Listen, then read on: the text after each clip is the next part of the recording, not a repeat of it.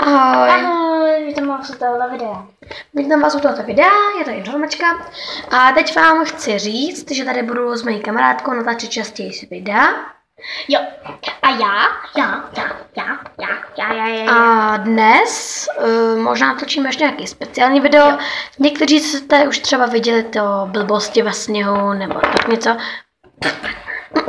To jsme natočili dneska. Potřebuju vám něco dneska říct. A opravdu něco důležitého vám řekneme. Mám 10 odběrů a budu točit 10 speciálů. Ovšem. Já mám 5 odběrů. Tak taky můžeš natočit nějaký speciál, to je úplně jedno, kolik máš odběrů a hlavně, že máš nějaký YouTubeko. Já to vím, tak ale na co bych točila speciál, když mám 5 odběrů? To můžeš taky po 5 a 5, tak na 20, protože já vím, no, ona je dneska nějaká asi světovaná. Hej! No co? No nic. No tak klídek, kámo.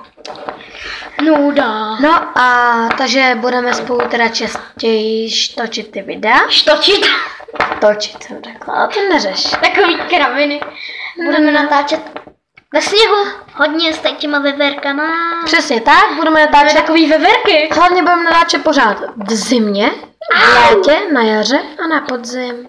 Já jsem to malinko prohodila, to je úplně jedno. Jaro, leto, podzim, zima. Takže v zimě, na jaře. A budeme no prostě točit i music videa. Přesně tak, i normální videa a tak dále. Protože moje kamarádka se právě přestěhovala, takže už jdeme blíž. Dřív bydlela úplně někde v Prčtích. A takže toto je informace. Něco budeš? Chudák, kůň. Nic se neděje, jako kdyby se nic nestalo, jo? Jako kdyby se nic nestalo, jo? Hlavně nedávám dislike. Protože já jsem takový debil a že jsem to schodila. To seš debil, to si uhodla. Snad se všechno dislike. Prosím, nedávejte dislike. Protože já bych byla nerada, kdybych dostala dislike. Já už jsem jeden dostala. Ale co to já nemůžu? Tvoje kámoška třeba? Moje nekámoška, už dávno to není moje kámoška. Aha, tak nic. Jste obě dvě takový praštěný, natáčí takový trapný informačky. A nemůžu o něm mluvit. Tak nazdárek, dámičky, veverčky. Božínku, ne, nějaká kráva. Blbka. Blbec, až to bolí. Píp. Ještě píp. Píp. Ještě větší píp. Fičí. Ještě větší píp. Klídek. Tak bude konec informačky.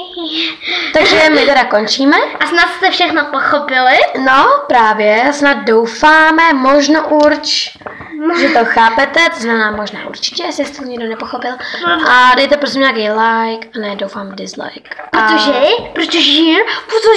je něco hodně. Protože on je blázen. To dislike. Jo, nějaká pěkná hudba, takže my už končíme. To bylo moje.